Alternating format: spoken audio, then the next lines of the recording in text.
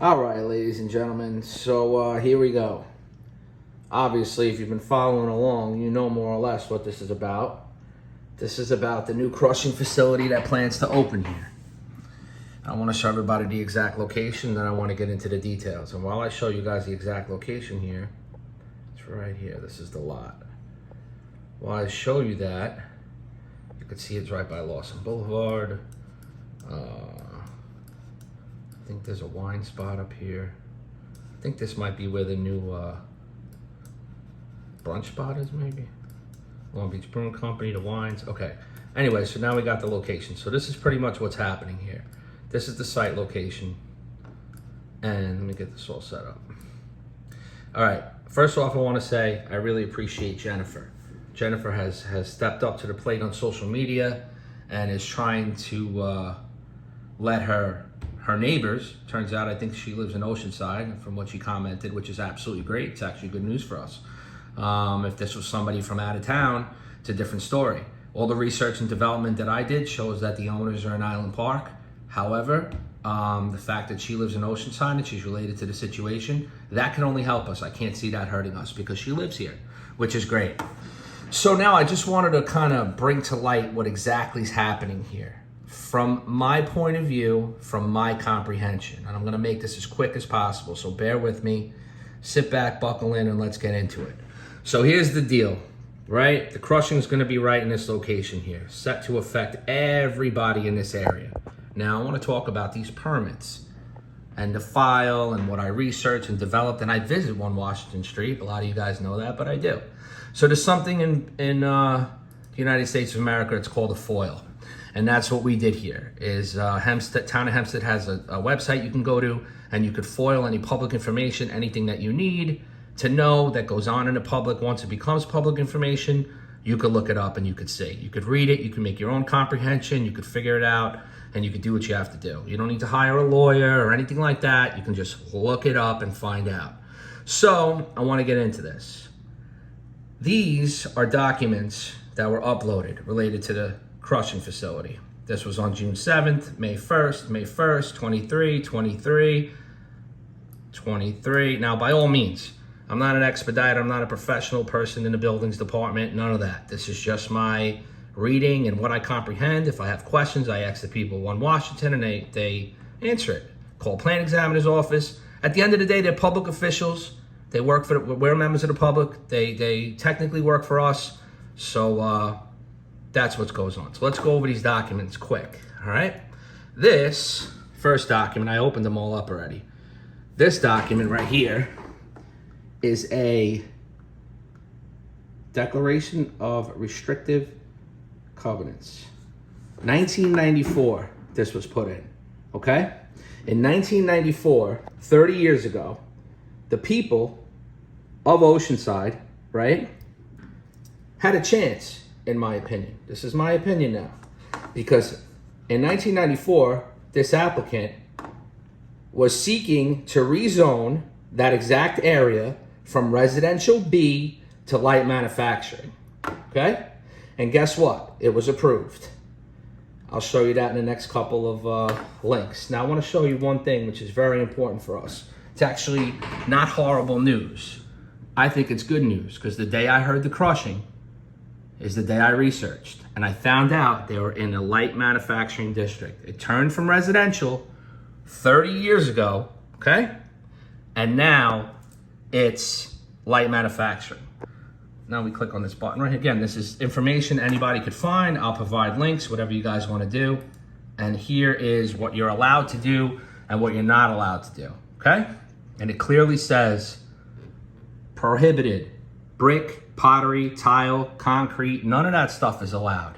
Iron, steel, brass, paper, pulp, perfume, a sausage manufacturer. You can't sleep, you can't build homes, tobacco manufacturer. None of this stuff is allowed.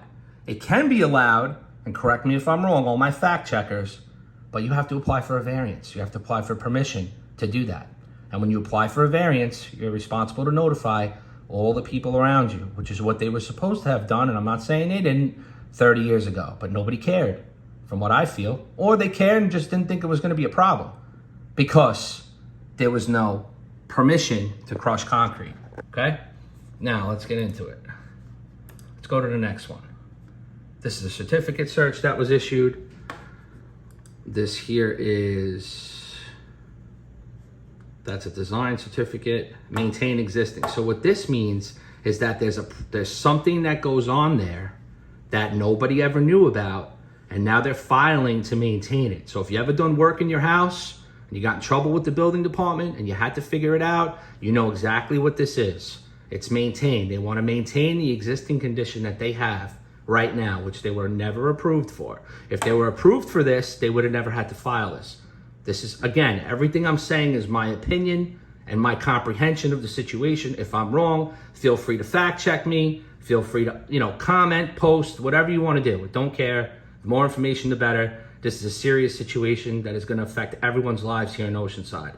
Okay? Now, Todd the okay? An inspector from the building department. Good guy. Really good man. Awesome dude. Him and all the people on Washington Street, I absolutely love. They love me. Believe it or not, they love me too. Every time I visit, I show them a lot of love. And I actually have a meeting up there coming very soon. I'll update everybody on that as it goes. Now, let's read this. Dear Inspector DeTrano, right? The following certifies that I took a look at this spot, right? The violations are non-permitted use because they never had permission to use the land. I'm not saying they didn't own the land. I'm saying that what they were doing, they've never had permission for. So if they're going to apply for permission, it's something new to us, right? We never had a chance to know about it. It's something new. Non-permitted use, noxious emissions.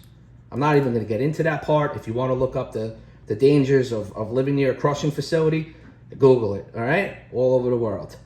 The reference is made, okay? And now he's trying to paint the picture that he's going to move some equipment around the lot to rectify their zoning issue and to rectify to mitigate the residual dust by incorporating watered down spray nozzles. My response is, we want to trust you, Jennifer. I want to trust you. I want to trust your family. I don't know you guys. You guys don't know me. I don't know you. I have no idea. Never heard the construction company before. I'm from the city. I'm from Queens, born in Brooklyn. Never heard about it before. All right? I deal with contractors every day. I'm Local 94. I'm an operating engineer myself. Union, 15 years. I got nothing against contractors, even non-union contractors. I don't care. I love everybody. I love people. Okay? I'm a people lover. However, what this tells me here is that this mitigation wasn't in place prior to you crushing. So this is something that does bother me. Because if you do get permission to crush again, and you're saying that you're gonna, mitigate the residual dust that's airborne, that's a big deal for us, man. That's big. That day that the building department came, there was clouds, Anyway, so this is pretty much a document. That's the stop work order. Sorry, it's crooked. Sorry for posting it so many times, guys. And sorry for the grammar. It's not my specialty. I'm not gonna front. But and I'm running around all day trying to respond to this stuff, and the messages are overwhelming. Hence this video here. And here's the proposed situation. I guess before the crushing was happening right here in this area, and they want to move the machine here. Apparently, it's going to be a lot of survey and litigation. This area is light manufacturing. This area is industrial. Don't know how that works because from the county map I have, it looks a little different. Whatever. We're going to find out as it goes.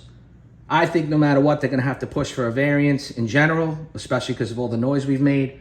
So unlike 30 years ago, Oceanside, sign up right now. Do not wait. Sign up now. SavingOceanside.org.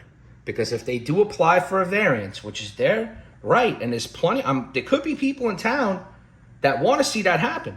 Some people might like this. They use RCA. They use recycled concrete. They have, I don't know.